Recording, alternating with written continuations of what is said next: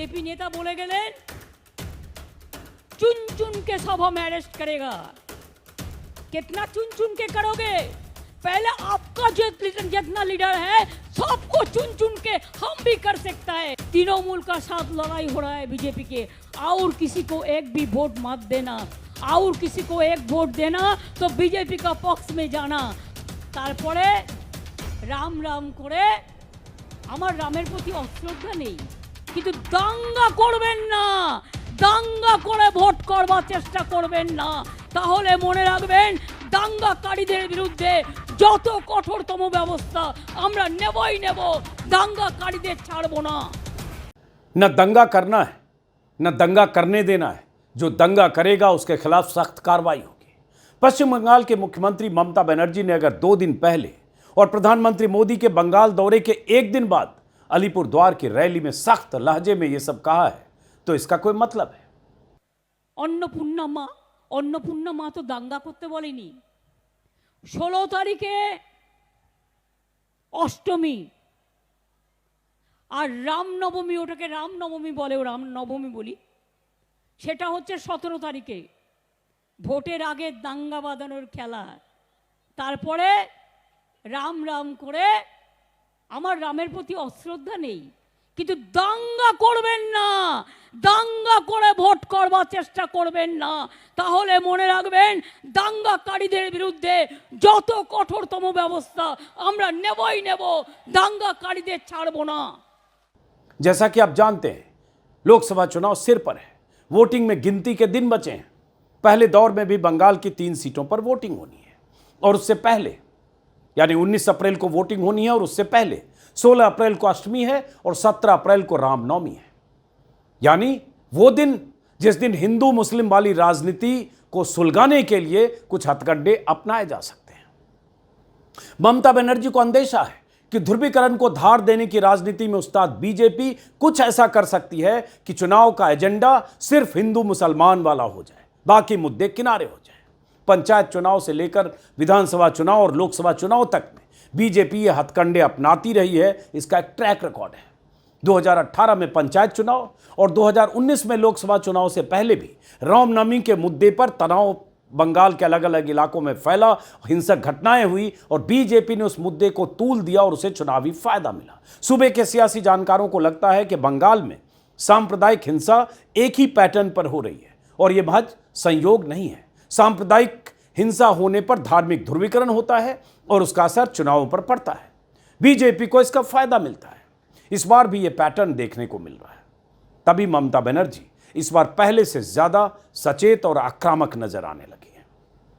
BJP का आखिरी दांव यह भी होगा कि कैसे संदेश खाली के नाम पर ही बीजेपी बंगाल में चुनाव को हिंदू मुस्लिम के एजेंडे पर घसीट ले जाए। मोदी सबसे अधिक संदेश खाली को मुद्दा बनाएंगे ताकि ध्रुवीकरण का तवा गर्म हो सके। यह अलग बात है कि संदेश खाली की बहन बेटियों पर अत्याचार को मुद्दा बनाने वाले मोदी आज तक मणिपुर नहीं जा पाए, जबकि मणिपुर में डबल इंजन की सरकार है और हालात आज भी वहां काबू में नहीं है। सुप्रीम कोर्ट से लेकर संसद तक यह बवाल मच चुका है। मणिपुर के मुद्दे पर सरकार की फजीयत हो चुकी है। प्रधानमंत्री के नहीं जाने पर सवाल उठ चुके हैं, लेकिन प्रधानमंत्री मोदी तो जैसे संकल्प कर चुके हैं कि मणिपुर नहीं जाना है तो नहीं जाना है। बहन बेटियां तो वहां भी हैं। उनके साथ जिस तरह की क्रूरता का नंगा नाच हुआ है उसके सबूत पूरी दुनिया ने देखे, लेकिन मोदी तो मोदी हैं। 75 दिनों तक मणिपुर पर मुंह भी नहीं खोला था जब तक सुप्रीम कोर्ट की फटकार नहीं लगी थी। खैर, अब वापस लौटते हैं बंगाल पर। पहले दौर में बंगाल की 3 सीटों कूच बिहार, जलपाईगुड़ी और अलीपुर में चुनाव होना है। 2019 के नतीजों को देखें तो तीनों सीटें बीजेपी जीत गई थी। कूच बिहार में 3 दिन पहले ममता और मोदी की दोनों की सभाएं थी कुछ दूरी पर। दोनों एक दूसरे पर हमलावर थे। मोदी भ्रष्टाचार और संदेश खाली को मुद्दा बना रहे थे तो ममता बनर्जी बीजेपी पर तीखे बयानों के साथ हमला कर रही थी। बंगाल में ममता बनर्जी ने 42 सीटों पर उम्मीदवार उतार दिए हैं। कांग्रेस के लिए कोई सीट छोड़ी नहीं है। कोई गठबंधन बंगाल में काम नहीं कर रहा है और ममता बनर्जी इसकी वजह अपने अंदाज में बता रही हैं। ये लोग देश को बेच दिया। बीजेपी लोग सीपीएम कांग्रेस को साथ लेके इधर में लड़ रहा है। हम नेशनल लेवल में इंडियन अलायंस में हैं, लेकिन हमारा स्टेट में तृणमूल का साथ लड़ाई हो रहा है बीजेपी के। और किसी को एक भी वोट मत देना, और किसी को एक वोट देना तो बीजेपी का पक्ष में जाना। Either you choose Trinamool Congress not BJP, but don't give vote to BJP. किसी के लिए नहीं देंगे। हर रोज लोगों को तंग करता है। बीएसएफ गोली चलाता है और गोली चलाने के बाद बोलता है वो बांग्लादेश से आया ना, इसी के लिए गोली चला दिया। तुमको कौन बोला? तुम क्यों पुलिस को नहीं दिया? पुलिस उसको कानून देखते थे, पुलिस देखते थे क्या हुआ, इन्वेस्टिगेशन करते थे। तुमको गोली चलाने का हक कौन दिया? बंगाल में इंडिया गठबंधन एकजुट होकर चुनाव लड़े या नहीं, लेकिन यह ममता का अंदाज है। यही अंदाज ममता को विपक्ष के नेताओं से अलग करता है। बीजेपी पर प्रहार करते करते ममता इस हद तक चली जाती है कि ये तक कहने लगती है कि जहरीले सांप पर भरोसा किया जा सकता है, लेकिन बीजेपी पर नहीं। ममता बनर्जी ने बीजेपी पर इतनी तल्ख टिप्पणी उसी दिन की और कूच बिहार में ही की जहां प्रधानमंत्री मोदी का भाषण था। बिहार, महाराष्ट्र, कर्नाटक की तरह ही बंगाल वो सूबा है जहां बीजेपी की सांस अटकी है। 400 पार के दावे पर लगातार उछल रही और नारे लगा रही बीजेपी के लिए सबसे बड़ी चुनौती बंगाल में 2019 वाली कामयाबी दोहराने की है, या कहें जीती हुई उन 18 सीटों को बचाने की है जिसने बीजेपी की ऐतिहासिक जीत में अहम भूमिका निभाई थी। तभी बीजेपी 300 का आंकड़ा पार कर पाई थी। 2019 के लोकसभा चुनाव में बीजेपी 2 सीटों से सीधे 18 सीटों पर बंगाल में पहुंच गई थी। बंगाल ही वो सूबा है जहां ममता बनर्जी जैसी लीडर और मुख्यमंत्री हैं जिसने 2021 के विधानसभा चुनाव में मोदी और शाह को पूरी ताकत से चुनौती दी, बल्कि जीत का रिकॉर्ड बनाकर तीसरी बार सीएम की कुर्सी पर काबिज हो गई, तब जब बीजेपी ने क्या कुछ नहीं किया ममता बनर्जी को सत्ता से उखाड़ फेंकने के लिए। और सत्ता से उखाड़ फेंकने के दावे करने वाले बीजेपी हिंदू मुस्लिम ध्रुवीकरण के सारे हथकंडे आजमा कर भी सिर्फ 77 पर अटक गई। सारे घोड़े खोलकर भी पीएम मोदी बंगाल से ममता को बेदखल नहीं कर पाए। इस बार फिर मोदी मैदान में उतर चुके हैं। ममता सरकार पर हमले की शुरुआत अपने अंदाज में मोदी कर चुके हैं, लेकिन अभी 2019 वाली गर्मी आने वाली है। गर्मी मतलब मौसम की बात नहीं करो, चुनावी गर्मी।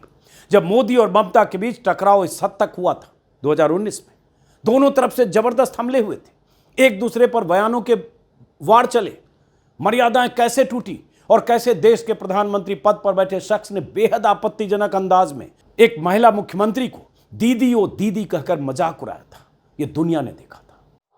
सम्माननीय आदरणीय दीदी,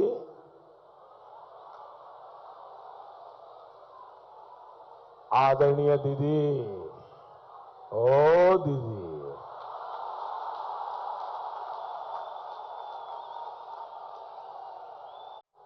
सम्माननीय आदरणीय दीदी,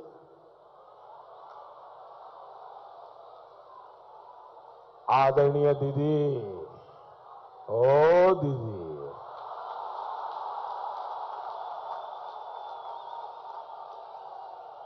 2021 के विधानसभा चुनाव के दौरान प्रधानमंत्री पद की गरिमा को ऐसे बोल के साथ बिखरते दुनिया ने देखा था। खुद को विक्टिम की तरह पेश करते हुए प्रधानमंत्री मोदी ममता बनर्जी का मजाक उड़ाया करते थे, और जब आलोचना हुई तो मोदी कहने लगे, मैं ममता को दीदी ही तो कहता हूं, एक बार ज्यादा कहता हूं। जरा वो बयान भी सुनिए।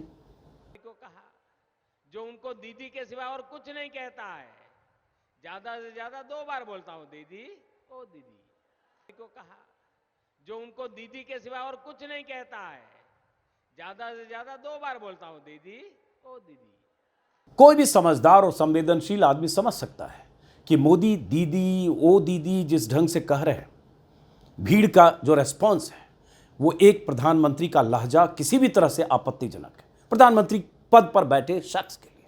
लेकिन यही मोदी का अंदाज है, खुद तो कुछ भी बोलो और दूसरे की आलोचनाओं को गालियां घोषित करो और उसकी लिस्ट बनाकर जनता के बीच खुद को विक्टिम की तरह पेश करो।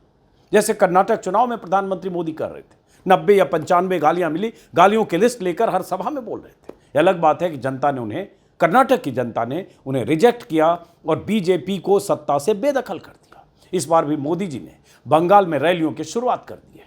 ममता बनर्जी को घेरने के लिए थोड़े दिन में विक्टिम कार्ड खेलने लगेंगे। शुरुआत तो अभी हुई है, इसलिए मैंने लिखा है लड़ाई तो अभी शुरू हुई है।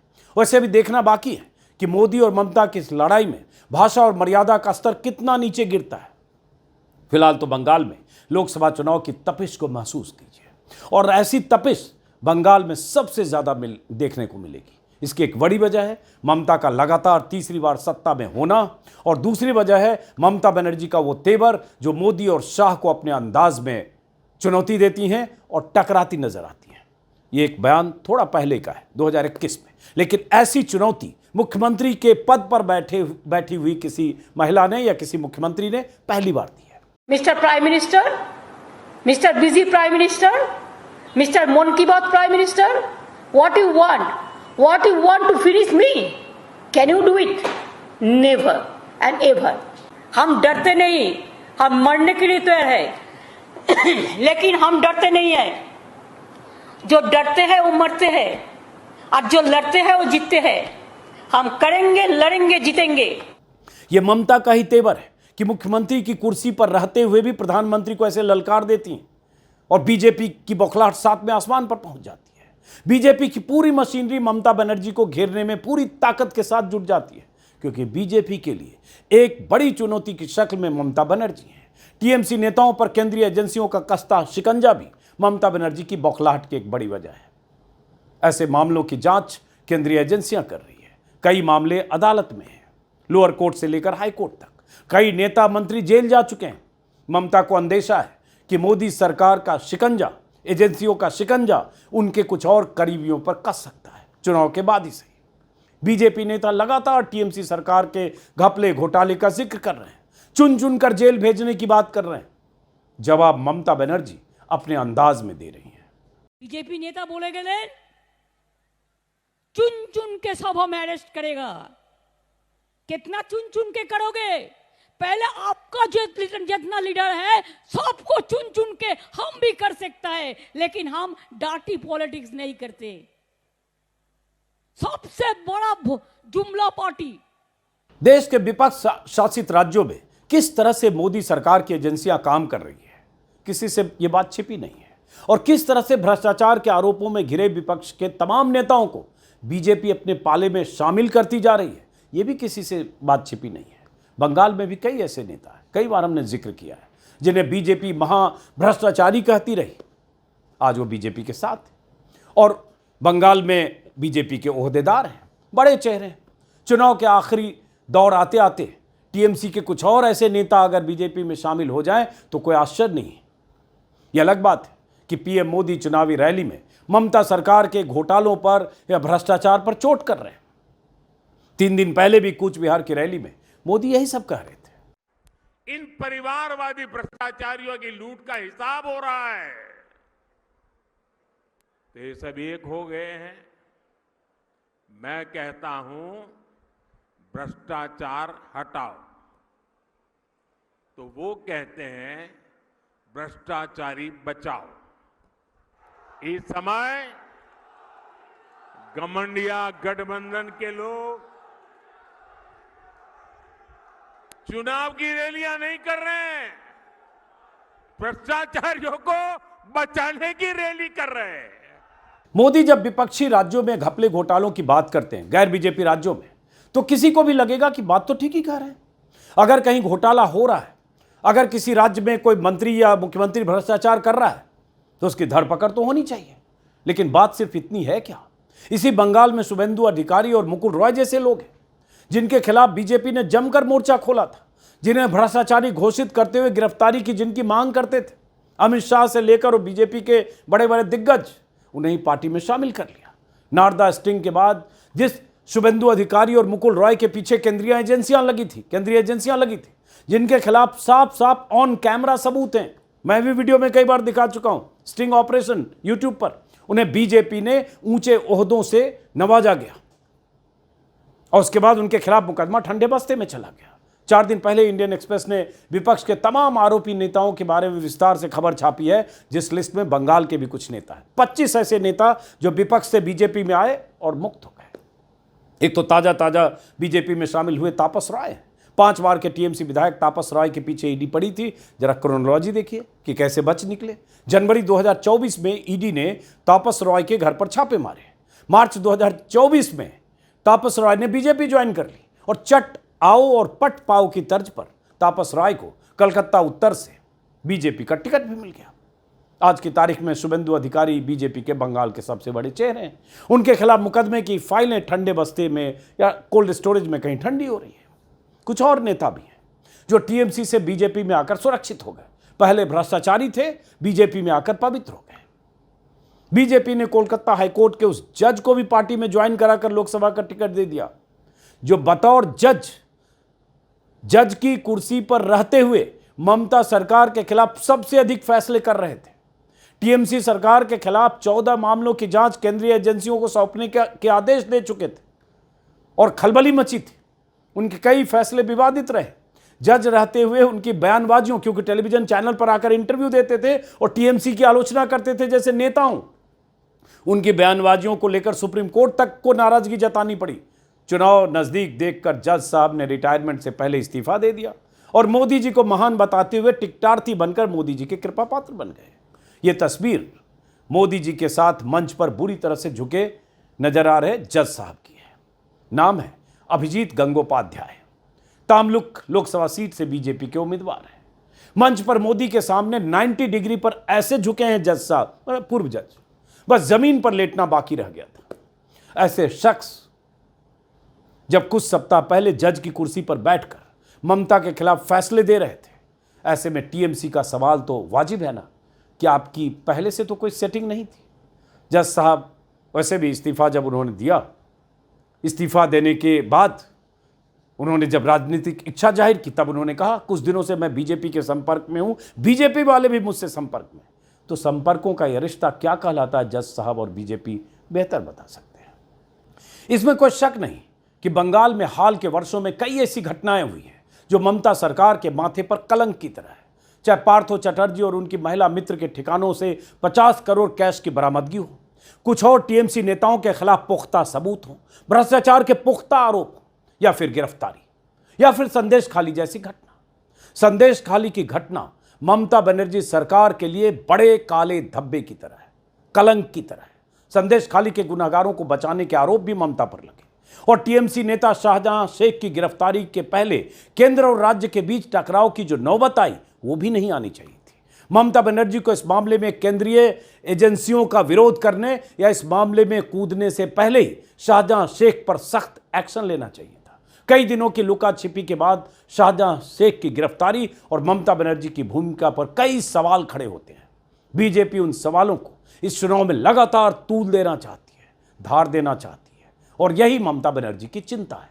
इसलिए मैंने शुरू में कहा बड़ी लड़ाई तो बंगाल में एक होनी है और राज्यों में भी, बिहार हो चाहे महाराष्ट्र हो कर्नाटक, लेकिन बड़ी लड़ाई एक बंगाल में, चूंकि ममता बनर्जी मोदी को उसी तरह से जवाब देगी जिस तरह से ममता बनर्जी के खिलाफ मोदी और उनकी पूरी सेना चुनाव मैदान में उतरेगी। उसकी एक बड़ी वजह ममता बनर्जी का सत्ता में होना लगातार तीसरी बार और काडर जिले जिले में होना।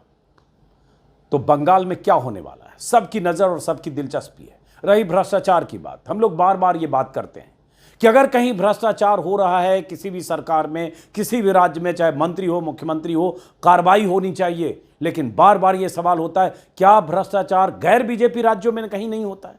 क्या बीजेपी सरकार की एजेंसियां चुन चुन कर विपक्ष के नेताओं को विपक्ष शासित राज्यों में शिकार नहीं करती है, टारगेट नहीं ढूंढती है? और इसके सबूत समय समय पर मिलते रहें और वही विपक्ष का नेता जिसके पीछे केंद्रीय एजेंसियां होती है, वही नेता अगर बीजेपी में शामिल होता है तो फिर वो बच कैसे जाता है, दूध का धुला कैसे हो जाता है? प्रधानमंत्री मोदी अभी 3 दिन पहले भी कूच बिहार में भाषण दे रहे थे कि ममता बनर्जी शिक्षक घोटाले, फला घोटाले में जो लोग फंसे उन्हें बचाना चाहती है। तो फिर बीजेपी को जवाब भी देना चाहिए कि पहले के जो घोटालेबाज हैं, जिनके घोटालों को लेकर 2018 में, 19 में, 20 में लगातार बीजेपी आक्रामक रही, वो सब कैसे बच गए? किसने बचाया? क्यों आज शुभेंदु अधिकारी के खिलाफ आज तक लोकसभा स्पीकर की तरफ से अनुमति नहीं मिली? उन्हें प्रोसिक्यूट करने के लिए जो अनुमति मांगी गई सीबीआई की तरफ से, वो फाइल किस ठंडे बस्ते में है? क्योंकि तब वो लोकसभा सदस्य थे शुभेंदु अधिकारी, जब उनके खिलाफ नारदा स्टिंग में उनके फंसने के बाद उनके खिलाफ आरोप लगे। बीजेपी मुखर थी, प्रेस कॉन्फ्रेंस करती थी। बीजेपी के प्लेटफॉर्म पर शुभेंदु अधिकारी के खिलाफ यूट्यूब चैनल पर वीडियो थे, लेकिन जैसे शुभेंदु अधिकारी बीजेपी में आया वो वीडियो डिलीट कर दिया। बीजेपी ने अपने पुराने प्रेस रिलीज, प्रेस विज्ञप्तियों को सोशल मीडिया से हटा दिया। ये तो स्थिति है। और इसलिए एक्सप्रेस ने जो खबर छापी थी कि 25 ऐसे नेता 2014 से लेकर अब तक विपक्ष के, एनसीपी के, कांग्रेस के, शिवसेना के या और पार्टियों के, वो बीजेपी में आए बड़े नेता, नामचीन अपने अपने राज्यों के, जिसमें महाराष्ट्र के सबसे अधिक हैं 12, और उसके बाद उसमें से 23 नेता बच गए। 2 के खिलाफ अभी कुछ चल रहा है मामला। लेकिन अब लड़ाई एक बंगाल में होनी है, और बंगाल की लड़ाई में जैसा कि मैंने कहा, उस लड़ाई में क्या कुछ होगा, मर्यादाएं कितनी टूटेगी, कौन क्या बोलेगा, टकराव भी होगा, ये बहुत कुछ देखने को मिलेगा। हम उम्मीद करेंगे कि हिंसा ना हो, दोनों दलों की तरफ से इसकी गारंटी ली जाए। मोदी जी गारंटी लेते हैं कोई हिंसक स्थिति पैदा ना हो। और दूसरी बात, रामनवमी है। रामनवमी के पहले कोई ऐसी स्थिति, अप्रिय स्थिति ना हो जाए कि माहौल तनावपूर्ण हो जाए। ये जिम्मेदारी जितनी ममता बनर्जी की है संभालने की, उतनी जिम्मेदारी बीजेपी की भी है। फिलहाल इस वीडियो को यहीं ख़त्म करते हैं। उम्मीद है